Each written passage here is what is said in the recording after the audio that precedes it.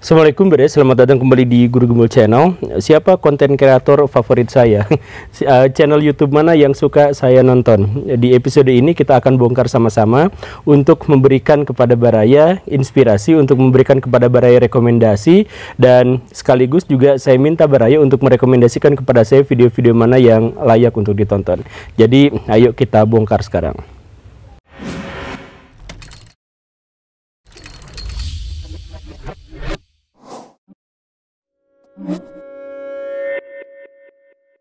Baraya tahu channel apa yang pertama kali saya subscribe? Om Mobi. Nggak tahu Moto Mobi atau Om Mobinya, tapi kayaknya Moto Mobinya aja. Tapi intinya mah ya si Om Mobi itu aja. Jadi ya saya juga sebenarnya kan suka sama otomotif gitu ya. Saya punya banyak mobil yang pernah saya bahas di episode ini.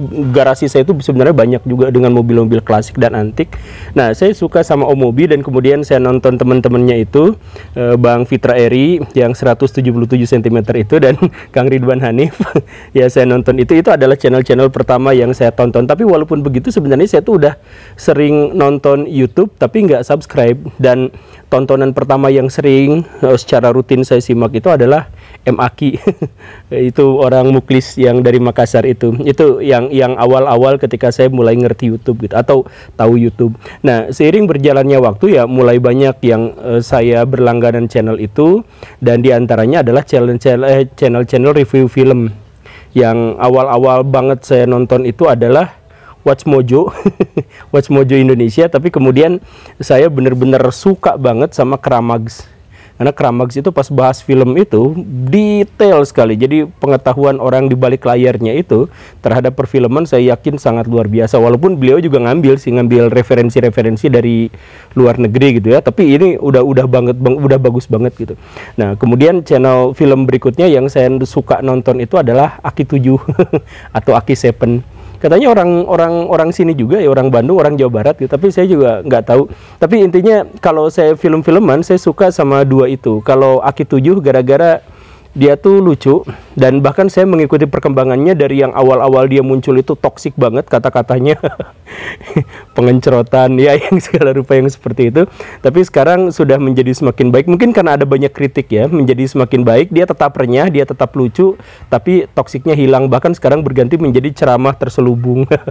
Itu Aki 7. Tapi bagaimanapun kalau misalkan referensi film saya ngambilnya Kramags gitu. Dan sekarang saya lagi suka sama Sisi Lain. Salam hormat buat tim Sisi Lain atau adminnya. Itu sebenarnya channelnya masih sangat kecil dan umurnya juga masih setahunan gitu. Tapi dalamnya bagus. Jadi ngebahasnya sisi lain film, dan di dalamnya bukan hanya soal entertainmentnya, bukan soal infotainmentnya, tetapi bagaimana idealisme admin itu bisa terlontar di konten-konten yang dia sampaikan. Jadi salam hormat buat Sisi Lain, channel yang masih kecil. Saya rekomendasikan Baraya untuk nonton itu. Dan lantas channel yang saya subscribe juga itu adalah channel-channel ekonomi. Saya nggak tahu, di antara semua channel ilmu pengetahuan yang paling banyak saya subscribe itu yang berhubungan dengan ekonomi. Nggak tahu gimana ceritanya gitu. Yang saya suka itu diantaranya ya tentu saja adalah ngomongin uang. Itu saya apresiasi banget karena itu ternyata terdiri dari banyak orang. Ada satu tim yang sangat luar biasa, yang satu sama lain bahkan tidak pernah bertemu satu sama lain, jarang sekali bertemu satu sama lain, tapi bisa menghasilkan video-video yang bagus, yang inspiratif, dan bukan hanya ngebahas soal ekonominya, tapi bagaimana ngeditnya dan naratornya yang suaranya lembut banget itu saya suka. Kemudian tentu saja teman saya Ferry Irwandi, itu saya suka nonton beliau. Tapi pas awal-awal saya nonton Ferry Irwandi itu kan saya tuh dikasih tahu di channel saya, Pak Gembul itu nonton Ferry Irwandi dong, gimana menurut Pak Gembul soal dia gitu. Terus saya lihat, aduh, pas saya lihat itu saya langsung nggak mau nonton lagi gitu. Nggak mau subscribe, nggak mau nonton gitu awal-awalnya. Kenapa? Karena bagus banget gitu. Jadi maksudnya pemaparannya, kontennya itu dalam banget. Kemudian bukan hanya menyangkut masalah ekonomi, bukan apa, tapi masalahnya macam-macam. Tapi biasanya kacamatanya adalah dilihat dari ekonomi gitu. Kemarin termasuk TikTok yang kemarin juga kan adalah kacamatanya itu adalah ekonomi dan UMKM dan hal-hal yang semacam itu. Yang bikin saya senang itu adalah karena wawasannya luas, jadi dia bisa mencampur adukan satu konten dengan tema-tema yang lain secara sekaligus, tapi juga tetap tidak menghilangkan kedalaman temanya gitu. Dan ditambah lagi yang bikin saya minder dan saya yakin saya nggak bisa menyainginya itu adalah kualitas tampilannya, penyajiannya, videografernya itu bagus banget. Ya jadi ada ya gitulah ceritanya ya. Baraya silahkan nonton, tapi kalau enggak juga nggak apa-apa. Cuman saya termasuk orang yang merekomendasikan Pak Ferry Irwandi untuk itu gitu. Itu channel ekonomi. Terus ada lagi Pak Indrawan Nugroho. Nah ini tentu saja ya Pak Indrawan Nugroho saya juga suka karena dia tuh renyah banget. Obrolannya tuh, bahasannya tuh, temanya tuh renyah banget. Kalau beliau monolog ya, saya mohon maaf tanpa mengurangi rasa hormat saya pada tamu-tamu yang ditampilkan. Kalau pas bagian podcastnya saya nggak nonton, tapi kalau pas bagian beliau monolog sendiri itu saya tonton karena memang informatif tapi ceria gitu. Jadi bisa menyampaikan bahkan sampai ancaman masa depan bagaimana, apa yang mungkin terjadi di masa depan bagaimana, tapi nggak nakut-nakutin gitu, nggak bikin kita panik gitu. Walaupun tetap di situ ada nilai-nilai yang harus diwaspadai. Cara ngedit videonya juga bagus. Kalau misalkan sumber, beliau ya nyantumin sumber kurang lebih sama kayak saya, sumbernya ya itu gitu kalau misalkan bikin video. Cuman kan beliau tuh bagus gitu, ada tulisan hidupnya, tulisan berjalannya, terus statistiknya juga gerak-gerak segala rupa yang saya juga tidak mungkin bisa ngimbangin itu setidaknya sampai sejauh ini. Jadi saya rekomendasikan juga beliau. Nah, cuman beliau pernah juga dikritik sama Benix kan. Dan saya juga suka nonton Benix tuh, dari dulu tuh saya suka nonton Benix. Karena apa? Jadi kalau misalkan Pak Indrawan Nugroho itu kalau misalkan ngebahas ekonomi itu kan dilihatnya dari bisnis, dari inovasi, dari bagaimana kita mengembangkan, bagaimana perusahaan-perusahaan ini bisa berkembang, bisa runtuh, bisa maju dan sebagainya. Tapi dalam kacamata motivator kan beliau juga ngomongnya bagus kan, enak gitu. Nah kalau Benix ya sebagai pelaku pasar, dia orang saham gitu, dia orang yang terjun di lapangan di situ. Dan ya saya sempat sebenarnya agak keberatan ketika Pak Bendix itu sering melontarkan kata-kata atau kalimat-kalimat yang kasar gitu, yang keras gitu. Tetapi ketika saya menyadari bahwa kalimat yang keras dan kasar itu muncul dari idealismenya yang tinggi, nasionalisme yang kuat, dan pengetahuan dan wawasan dia, maka ya wajarlah dia ngomong seperti itu gitu. Itu gaya bahasa aja, dan pembawaan orang memang beda-beda. Kan memang beliau tuh rada agresif kayaknya seperti itu gitu ya. Tapi itu juga bagaimanapun itu direkomendasikan menurut saya gitu ya. Terus channel ekonomi berikutnya yang saya suka ekonomi bisnis ya, Raymond Chin. Tapi saya Raymond Chin itu suka yang video-video pendeknya. Kalau video-video panjang, saya mohon maaf ya, ya bukan berarti saya sempurna ya, tentu saja saya jauh gitu ya. Tapi kalau Pak Raymond Chin ngebahas dalam video yang lebih panjang itu kronologi urutan berpikirnya itu kurang kena gitu. Tapi kalau pas bikin video-video pendek itu luar biasa bagus gitu. Jadi beliau itu mampu menggabungkan inti dari kontennya tentang ekonominya, tentang informasinya, kemudian masukan idealisme, kemudian masukan etika, bahkan nasionalisme di situ dijejalkan hanya dalam video pendek gitu, 1 menit atau kurang dari itu. Itu butuh keterampilan yang sangat luar biasa sih. Makanya saya suka kalau misalkan video-video pendek Raymond Chin. Dan mana yang lebih bagus misalkan Raymond Chin dengan Ferry Irwandi, kan mereka pernah collab terus berantem. Bukan berantem sih, banyak orang yang mengira pas collab itu Ferry Irwandi ngebantai Raymond Chin gitu ya, dalam prediksi mereka tahun 2023 yang kemarin itu gitu. Tapi saya ngelihatnya itu bukan pembantaian sebenarnya. Yang saya lihat itu adalah bahwa mereka melihat dari kacamata yang berbeda gitu. Sama seperti Pak Benix dan Indrawan Nugroho yang melihat dari kacamata yang berbeda, karena beliau yang satu adalah motivator, yang satu adalah pelaku gitu. Nah, sedangkan Raymond Chin dan Ferry Irwandi itu juga melihat dalam kacamata yang sangat berbeda. Raymond Chin itu adalah seorang yang menganggap bahwa ekonomi itu dimulai dari diri sendiri dan memang untuk diri gitu. Kan beliau tuh bisnismen gitu.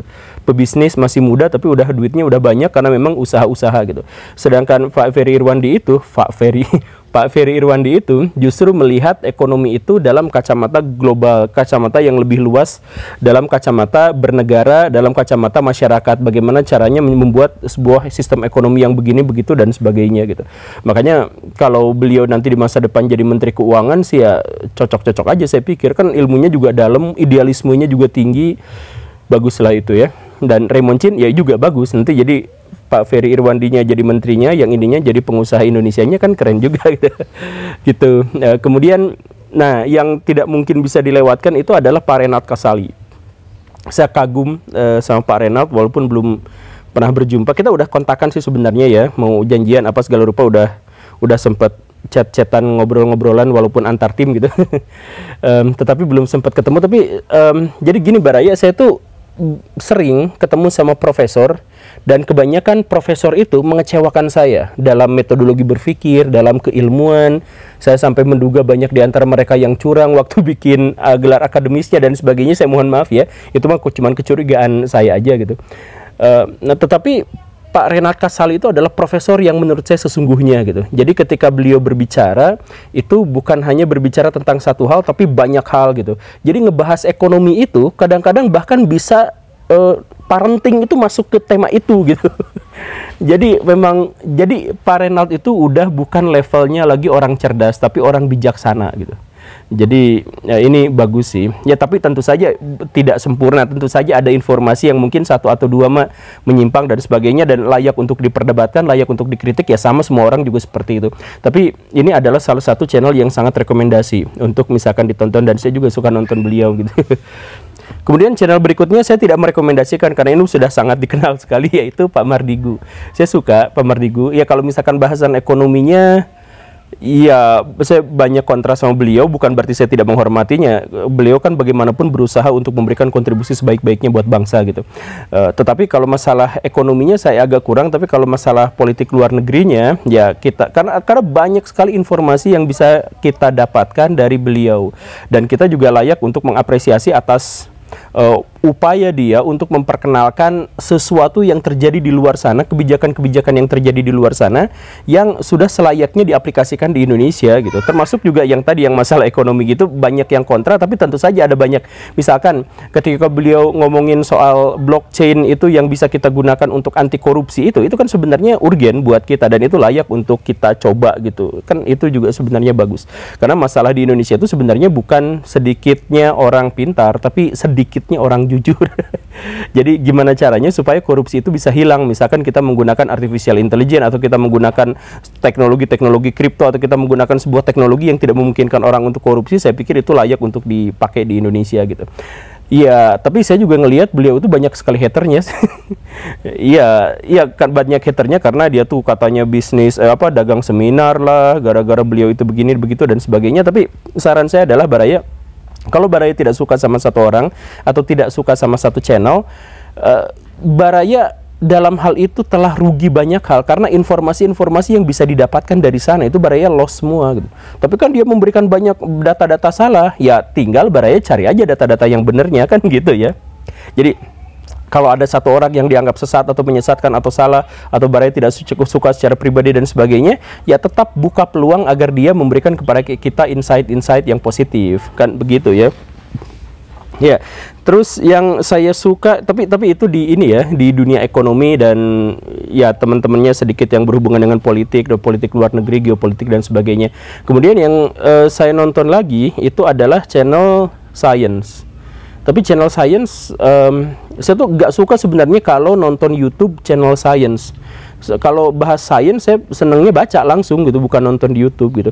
Tapi ada channel Science yang saya sampai sekarang suka, yang lokal Indonesia. Yang pertama itu adalah Rumah Editor tentu saja, kemudian Alam Semenit. Nah, soal Rumah Editor itu, saya kan pernah ketemu sama beliau dan sampai sekarang juga berteman. Beliau itu adalah bapak-bapak tampan yang pendiam gitu, yang sering kikuk kalau ketemu langsung gitu.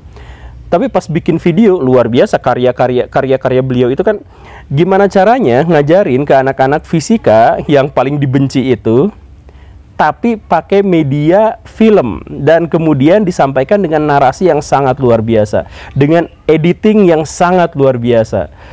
Jadi itu saya pikir masterpiece lah itu. Ya ada beberapa sih video-video yang agak di bawah gitu, tapi secara umum video-videonya itu masterpiece luar biasa. Saya rekomendasikan Baraya untuk nonton Rumah Editor. Kalau Alam Semenit juga bagus, tapi sainsnya adalah sains yang biologi gitu ya, hewan-hewan yang kayak gitu, yang Darwin. Kalau tadi kan Einstein, ini Darwin gitu. Cuman Alam Semenit itu tidak akan cocok untuk penggemar TikTok, karena videonya disampaikan dengan jernih, dengan santai, dengan enak, dan biasanya panjang-panjang gitu. Informasinya berbobot, dalam, akurat, tapi penyampaiannya seperti itu. Jadi ya yang saya bilang tadi, ini anak-anak zaman now yang sudah kecanduan sama dopamin yang terus-terusan diporsir di otaknya, itu mungkin nggak akan suka dengan Alam Semenit. Saya sih suka. Gitu. Itu channel yang berhubungan dengan sains dan ilmu pengetahuan umum. Kemudian saya juga suka sama Eno Bening. Eno Bening. Jadi ya ini channel lama sebenarnya, channel jadul, tapi saya sampai sekarang masih suka karena Pak Eno itu apa ya? Jadi orangnya tuh sangat muda banget, sangat gaul banget, sangat masa kini banget. Tetapi inti-inti dari obrolannya itu dalam dan tua gitu. Jadi obrolan orang bijak dimasukkan ke dalam obrolan gaul anak-anak muda gitu. Dan obrolannya itu masuk ke masalah game, terus film, terus yang paling dia kuasai tentu saja adalah media sosial dan hal yang sebagainya gitu. Mungkin karena landasan beliau berpikirnya itu sudah terbiasa dengan filsafat gitu. Jadi ketika menyampaikan ada intinya, jadi obrolannya, wadahnya itu yang gaul-gaul, tapi intinya masuknya itu memang dalam gitu. Itu menurut saya pribadi ya. Kalau Baraya mau nonton ya silahkan gitu. Tapi itu termasuk yang tua-tua gitu. Channel tua maksudnya. Iya nggak sih? Terus siapa lagi ya? ACC Channel, ya jangan dilupakan ACC Channel. Ini ternyata nama aslinya juga ACC ya, nama adminnya itu ACC. saya pikir awalnya itu cuma akronim, tapi ternyata nama aslinya memang juga seperti itu. Beliau nampaknya sejarawan dan suka keliling-keliling ke candi-candi dan situs-situs luar biasa dari peninggalan leluhur Indonesia. Saya juga pengen sebenarnya jalan-jalan kayak gitu, tapi nggak punya videografernya. Itu bagus, mendalam sekali pengetahuannya soal percandian, dan saya berharap sih banyak ilmuwan-ilmuwan, banyak sejarawan-sejarawan Indonesia yang bisa menyuguhkan data-data, menyuguhkan cerita-cerita masa lampau kita itu dengan cara yang seperti itu, dengan seperti Pak Asisi itu. Jadi orang-orang tuh jadi terbuka berpikirnya, dan bahkan kode-kode yang sangat susah untuk dipecahkan, yang sengaja dibuat oleh orang-orang zaman dulu itu untuk kita, sama beliau bisa dijelaskan, oh ini begini maksudnya, ini begini maksudnya, ini begini maksudnya gitu. Ya cuman ada juga banyak hater yang menyebut bahwa beliau itu kan terlalu Jawa sentris gitu ya, karena penelitiannya di Jawa terus. Ya sebenarnya bukan Jawa sentris sih, kalau misalkan beliau fokusnya ke candi ya kita susah untuk bisa, ya di Sumatera ada juga, tapi tetap aja pusatnya kalau soal candi itu adalah di Pulau Jawa. Bukan berarti di tempat lain memiliki peradaban yang lebih rendah, cuman di tempat lain tidak memiliki kebudayaan candi sebaik kebudayaan Jawa gitu kan. Setiap bangsa itu, setiap suku itu memiliki karakteristik budayanya masing-masing kan. Nggak harus kategorinya itu atau kriteria kemajuan sebuah bangsa itu dari candi kan, nggak harus seperti itu gitu. Dan di luar Jawa memang soal candi itu kurang gitu. Ya kecuali Sumatera agak ya lebih banyak juga gitu, tapi kan di tempat lain kurang. Terus ada lagi Ardianzi. Nah ini channelnya juga belum besar, masih baru mungkin ya, tapi dalamnya keren banget, isinya keren. Jadi perpaduan antara filsafat dengan psikologi mungkin, tapi dihubungkan sama seperti Rumah Editor ketika ngebahas film. Nah kalau ini ngebahas tokoh-tokoh gitu, tokoh-tokoh dalam kartun, dalam film gitu, atau tokoh sejarah yang beneran ada gitu apa, tapi ditelaah agar kita bisa mengambil sisi positif dan negatif dari dia gitu. Mengambil sisi positif dan mengenali sisi negatif dari tokoh yang dimaksud itu. Cara pembawaannya juga enak dan dark gitu, kesannya itu gelap, misterius, tersembunyi, tetapi jelas orang yang punya admin ini tuh cerdas banget. Saya rekomendasikan itu. Ya tapi saya pikir masalahnya sih ada pada konsistensi ya. Kadang-kadang beliau tuh dalam banget pas bahas satu tokoh, tapi di yang lain ngambang. Tapi ya soal konsistensi, semua orang juga tidak konsisten kan. Mau Ronaldo, mau Messi juga mainnya nggak konsisten selamanya sepenuhnya ada di level atas terus-terusan gitu. Kadang-kadang mereka juga ada di middle gitu. Ya nggak apa-apa sih, wajar, tapi saya tetap merekomendasikan orang itu gitu. Ya itulah kira-kira channel-channel yang sering saya nonton atau secara rutin saya nonton gitu. Kalau misalkan yang short-short itu banyak sekali di bawah. Nanti kita kasih datanya. Terus bagaimana dengan channel Deddy Kobuser dan lain-lain? Nah kalau Deddy Kobuser podcast itu yang semacam itu, ya kan kalau itu podcast ya, jadi saya tergantung bintang tamunya siapa. Kalau bintang tamunya memang pas ya ditonton juga gitu. Atau pas kemarin kasih solusi sama Deddy Kobuser masuk ke situ, saya juga nonton itu gitu. Tapi ada sisi lain yang pengen saya sampaikan soal Pak Deddy Kobisa itu. Jadi ya gimana ya, Pak Deddy itu kelihatannya emang gitu. Tapi beliau tuh ini mungkin dugaan saya aja gitu ya, dugaan bisa salah bisa benar, tapi yang saya rasakan setiap ketemu sama beliau itu adalah keresahan gitu. Jadi beliau tuh punya keresahan yang mendalam terhadap negara ini, atau misalkan terhadap agama ini, terhadap kondisi wilayah yang ada di sini, terhadap masyarakat dan sebagainya. Dan betapapun dia misalkan ngomongnya begini begitu, atau terlalu intimidatif, atau agak banyak haternya yang menganggap bahwa dia itu terlalu menjerumuskan, terlalu mendorong orang untuk berpikir seperti ini dan sebagainya, ya tetap saya melihatnya sebagai orang yang penuh keresahan, yang ingin dijawab keresahan itu gitu. Ya itu pikiran saya sendiri sih, yang dalam hal ini ya buat para hatersnya Deddy Kobisa dan ya yang nggak suka dan sebagainya, saya sampaikan bahwa setidaknya beliau sudah memberikan kontribusi yang lebih besar untuk dibandingkan dengan kebanyakan kita gitu. Dan soal keresahan itu keresahan yang bagus, karena itu adalah dorongan agar kita bisa berperilaku dan berkarya lebih baik dan lebih besar lagi gitu. Nah terus selain Deddy, saya juga Pak Helmi ya. Pak Helmi, saya kan sering ketemu sama Pak Helmi. Jadi gini Baraya, dulu waktu saya diundang sama Pak Deddy itu kan jaraknya dekat dengan saya pertama kali diundang sama Pak Helmi. Itu perasaannya beda banget Baraya. Waktu saya diundang sama Pak Deddy itu, saya seneng banget, mimpi jadi kenyataan. Karena sebelumnya saya memang pernah mimpi itu gitu, mimpi diundang, beneran diundang gitu. Nah di situ itu, pas saya diundang sama Pak Deddy Kobisa itu, seneng, bangga, buset bisa masuk ke sini, ada bahan untuk pamer, ada bahan untuk foto-foto, kemudian ngata-ngatain orang dan sebagainya. Ya itu menurut saya itu adalah capaian yang besar di situ dalam pikiran saya gitu. Tetapi pas saya diundang sama Pak Helmi, pikirannya beda saya tuh. Jadi sebelum diundang, saya tuh tahu bahwa Pak Helmi tuh pinter banget. Itu otaknya itu banyak sekali informasi-informasi yang ada di dalamnya gitu. Nah karena itu kan saya mikir gitu ya, kan saya tuh punya channel YouTube tuh jualannya cuman etika sama ilmu pengetahuan di situ aja gitu. Editan jelas jelek, apa-apanya jelek. Ya bahkan suaranya sering gangguan, visualnya sering blur, apa segala rupa, banyak lah masalah. Yang saya jual di sini ya cuman ilmu pengetahuan itu dan etika, udah itu aja gitu. Nah jadi pas diundang sama Pak Helmi Yahya, buset, dia juga itu tuh rajanya ilmu pengetahuan gitu. Segala apa-apa tahu dia, diajak ngobrol bola dia nyambung, diajak politik luar negeri dia nyambung, dibahas ekonomi tentu saja itu adalah bidangnya, sejarah dia mendalam, apa segala rupa.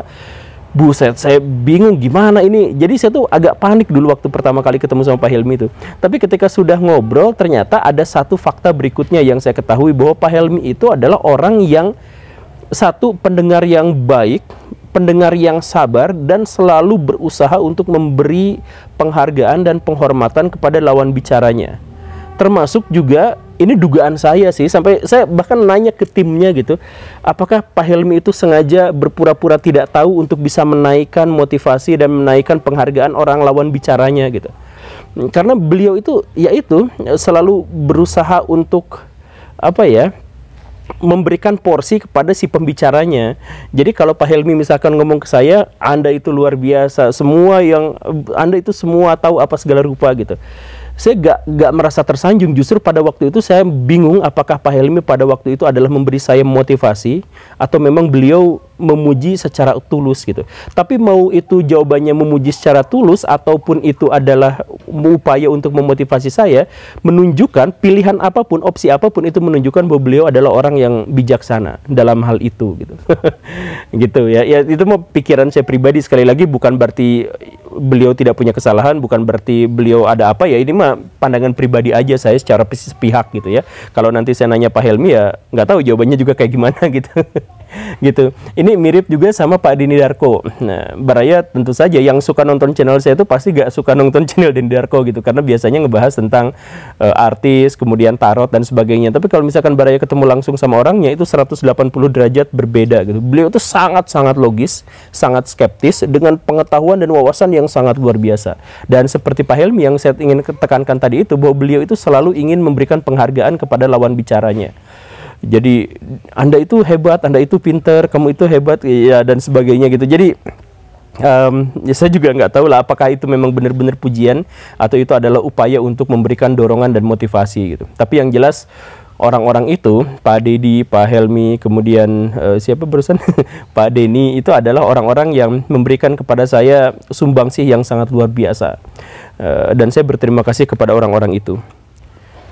Terus siapa lagi ya? Ya, Narasi Channel itu bagus banget, udah pro banget, itu udah jurnalis level atas.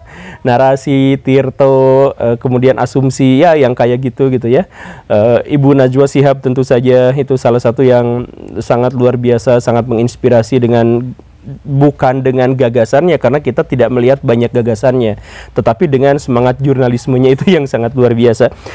Kemudian kalau channel Islam, saya gak banyak, iya kayak science tadi, saya kalau bahas science itu mendingan baca gitu, bukan nonton di YouTube. Kalau agama juga saya lebih banyak baca gitu daripada lihat di YouTube. Kecuali satu channel Islam yang saya ambil tuh Rabanian, teman saya yang orang Aceh itu banyak subscriber Rabanian itu yang mengira bahwa Rabanian itu pernah mengkritik saya dan kita bermusuhan dan kita jelek-jelekan segala rupa, sampai di antara mereka itu mengatakan saya begini dan begitu dan sebagainya, padahal kita tuh temenan, kita tuh udah kontak-kontakan, kita tuh udah sering mau bikin collab tapi gagal terus gara-gara ya waktunya gak pas lah gitu.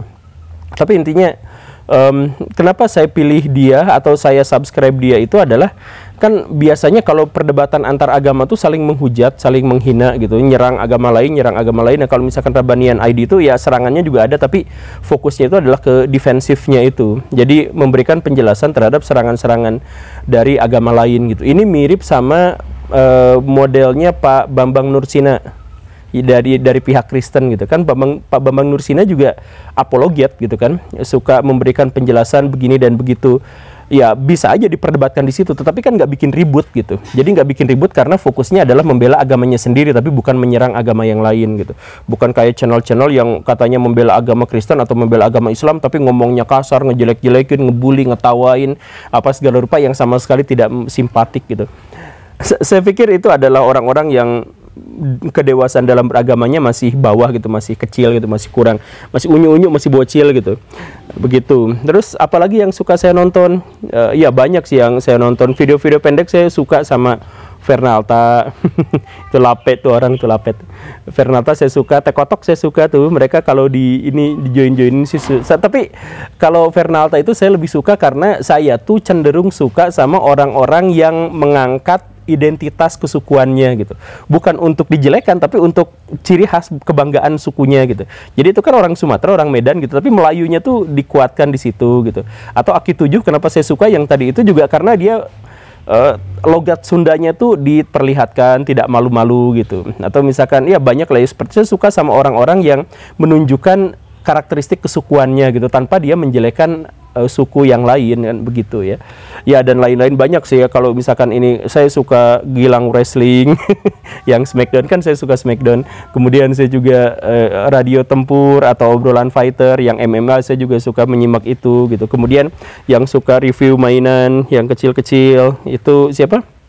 Rizal Mahendra. Nah itu saya suka, bahkan saya sering beliin mainan buat anak saya tuh setelah saya nonton channelnya dia gitu. Yang bikin ya yang gitu lucu-lucuan kayak gitu. Oh ya, ada satu lagi yang saya lupa, Aderai. Beliau itu binaragawan, ototnya gede, tetapi otaknya tuh profesor gitu. Kayaknya pengetahuannya soal kesehatan, soal apa tuh luas banget. Walaupun saya sampai sekarang belum mewujudkan apa yang menjadi saran-saran beliau, tetapi harus diakui bahwa beliau itu sangat luar biasa dalam pengetahuan tentang kesehatan gitu. Dan kadang-kadang beliau juga mencampurkan pengetahuan medis dengan pengetahuan tradisional, khususnya tradisional Bali itu luar biasa. Saya